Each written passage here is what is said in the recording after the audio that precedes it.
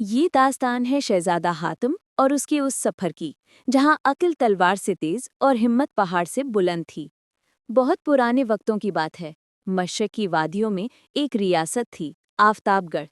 کہتے ہیں کہ وہاں سورج کی پہلی کرن زمین کو نہیں بلکہ محل کے سنہرے گنبدوں کو چومتی تھی اور اس کی روشنی سے پوری ریاست جگمگا اٹھتی تھی۔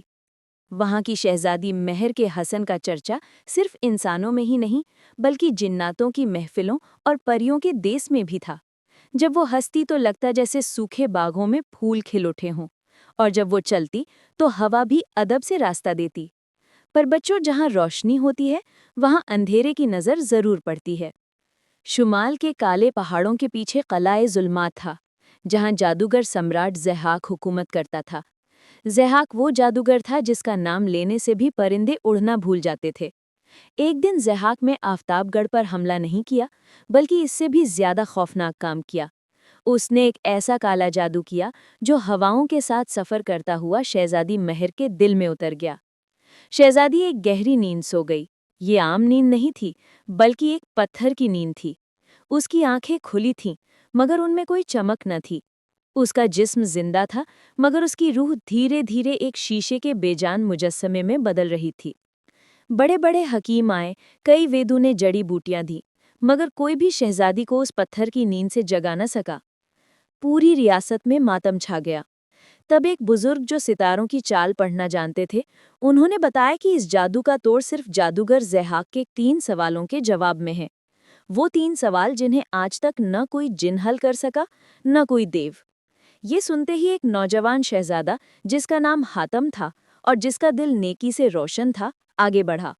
اس نے قسم کھائی کہ وہ ان تینوں سوالوں کے جواب لے کر ہی لوٹے گا، چاہے اس کے لیے اسے 7 آسمان اور زمین کی تہوں میں کیوں نہ جانا پڑے۔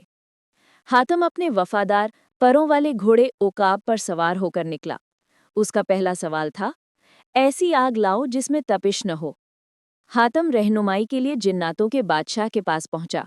جنات فطرتاً شریر ہوتے ہیں۔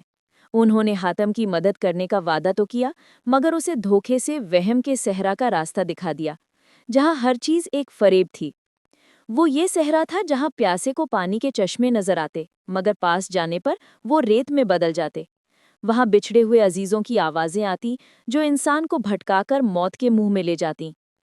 اسی صحرا کے بیچ میں ایک طاقتور عفریت قید تھا جو خوف سے اپنی طاقت حاصل کرتا تھا۔ اس کا پورا جسم آگ کا تھا، پر اس کی آگ جلاتی نہیں تھی بلکہ انسان کو اس کے سب سے بڑے ڈر کے وہم میں ہمیشہ کے لیے قید کر دیتی تھی۔ عفریت نے حاتم پر حملہ کیا اور حاتم نے خود کو ایک ایسے وہم میں پایا جہاں شہزادی مہر کا شیشے کا مجسمہ اس کے سامنے ٹکڑے ٹکڑے ہو گیا تھا۔ اس کا دل ٹوٹ گیا مگر اس نے ہمت نہیں ہاری۔ اس نے آنکھیں بند کی اور چیخ کر کہا، یہ میرا ڈر ہے، میری حقیقت نہیں۔ اس کی ہمت اور سچائی کی طاقت دیکھ کر عفریت کا جادو ٹوٹ گیا۔ عفریت ہزاروں سال سے اس وہم کے صحرا میں قید تھا اور ایک ایسے ہی نڈر دل کا انتظار کر رہا تھا جو خوف سے نہ ڈرے۔ اس نے خوش ہو کر اپنی روح کا ایک حصہ جو آتش سرد کا شعلہ تھا حاتم کو انعام میں دے دیا۔ جیسے ہی حاتم نے وہ آگ لی، غار لرزنے لگی اور عفریت آزاد ہو گیا۔ حاتم اپنے گھوڑے عقاب پر سوار ہو کر گرتی ہوئی چٹانوں سے بال بال بچ کر نکلا۔ دوسرا سوال تھا، وہ آئینہ لاؤ جو صرف سچ دکھائے۔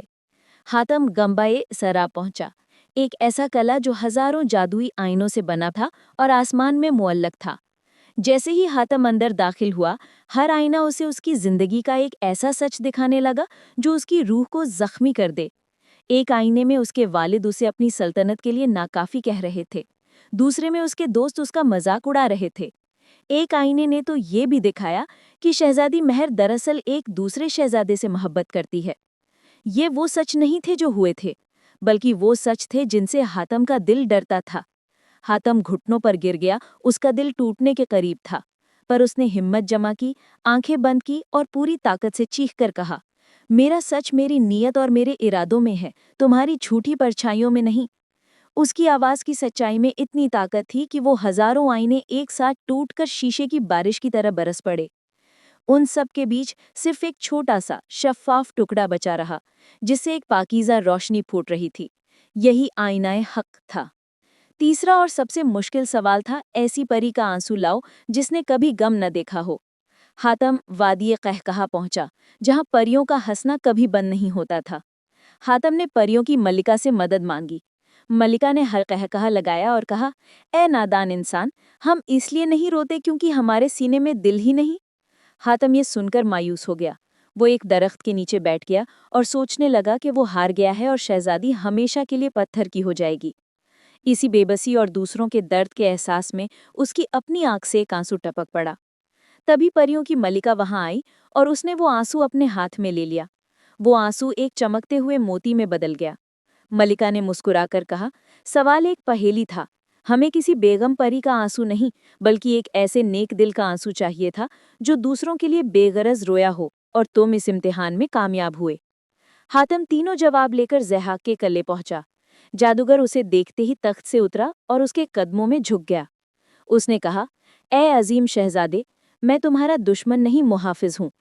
मैं शहजादी मेहर का मामा हूँ, जिसे काला जादू सीखने पर देश निकाला दे दिया गया था।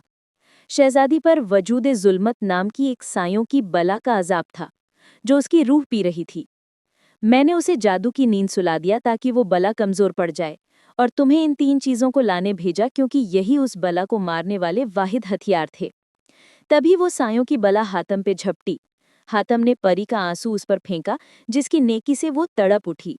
फिर आतिशे सर्द से उसे जमाकर कैद कर दिया, और जैसे ही उसे आईनाए हक दिखाया, वो अपना ही भयानक और बदसूरत अक्स देखकर चीखी और राख बनकर हवा में तहलील हो गई।